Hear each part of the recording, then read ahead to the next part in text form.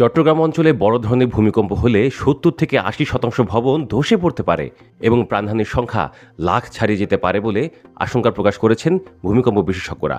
বিশেষ করে বাংলাদেশের 3টি প্রধান tectonic plate Burmese Indian, Bangladesh Indian এবং বাংলাদেশ মিয়ানমার প্লেটের অত্যন্ত নিকটবর্তী হওয়ায় এই অঞ্চলটি দীর্ঘদিন ধরে ভূমিকম্প ঝুঁকিপূর্ণ। এর সঙ্গে যুক্ত হয়েছে নগরীতে নিয়মনীতি না মেনে গড়ে ওঠা বিপুল সংখ্যক বহুতল ভবন। ফলে মাত্র ৬০ বর্গমাইলে পুরো নগরী এখন ভূকম্পনে উচ্চ ঝুঁকিতে রয়েছে। শুক্রবার সকাল 10:38 রাজধানী ঢাকা, চট্টগ্রাম সহ দেশের অধিকাংশ অঞ্চলে শক্তিশালী ভূকম্পন অনুভূত হয়। নজিরবিহীন এই ঝাঁকুনিতে আতঙ্ক ছড়িয়ে পড়ে সর্বত্র।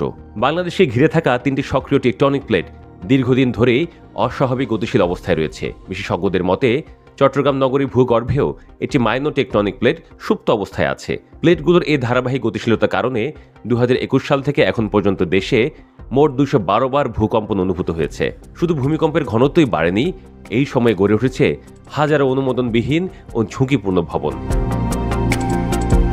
চট্টগ্রাম প্রকৌশল ও প্রযুক্তি বিশ্ববিদ্যালয় চুয়েটের অধ্যাপকরা বলছেন যে চট্টগ্রামের বহু ভবনের বয়স 50 থেকে 100 বছরের মধ্যে। এগুলোর প্রায় 75%ই ঝুঁকিপূর্ণ। নতুন অনেক ভবনও ভূমিকম্প প্রতিরোধী নকশা ছাড়া নির্মাণ করা হচ্ছে। বড় ধরনের ভূমিকম্প হলে 2.5 থেকে 3 লাখ মানুষের মৃত্যুর আশঙ্কা রয়েছে। চট্টগ্রাম উন্নয়ন কর্তৃপক্ষ সিডিএ বলছে নগরীতে বর্তমানে 4,01,721টি বহুতল ভবন রয়েছে। এর মধ্যে 13,480টি ভবনের উচ্চতা 6 থেকে 10 তলা এবং 484টি ভবন 10 তলার বেশি। অনেক ভবনই বিল্ডিং কোড মানা হয়নি। তাছাড়া চট্টগ্রাম উপকূলীয় এলাকা হওয়ায় নির্মাণ সামগ্রী ক্ষয়প্রবণ।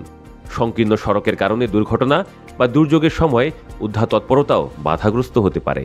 চট্টগ্রাম ফায়ার সার্ভিস বলছে অপরিকল্পিত ভবন নির্মাণ, নিম্নমানের নির্মাণ সামগ্রী ব্যবহার এবং সাগরের নিকটে হওয়ায় নির্মাণ সামগ্রী কিউরিং প্রক্রিয়া ব্যাহত হওয়ায় ভবনগুলো আরও দুর্বল হয়ে পড়ে। গত 4 বছরে দেশের অভ্যন্তরে 37 বার ভূমিকম্প হলেও বড় ক্ষতি হয়নি। কিন্তু শুক্রবারে 5.7 মাত্রা ভূমিকম্প রাজধানী ও চট্টগ্রামে বিপদের বাস্তবতা স্পষ্ট করেছে। চট্টগ্রামে ইঞ্জিনিয়ার্স ইনস্টিটিউশন বলছে যেসব ভবন রেট্রোফিটিং করে ঝুঁকিমুক্ত করা সম্ভব সেগুলো দ্রুত করতে হবে, আর যেগুলো টেকনিক্যালি ঝুঁকিমুক্ত করা সম্ভব নয় সেগুলো ভেঙে ফেলতে হবে। উদ্ধারকারী বাহিনীর গাড়ি সহজে চলাচল নিশ্চিত করতে সংকীর্ণ সড়কগুলো প্রশস্ত করতে হবে। পাশাপাশি ফায়ার সার্ভিস সহ সংশ্লিষ্ট সংস্থাগুলোর উচিত নিয়মিত মানুষকে সাবধান করা।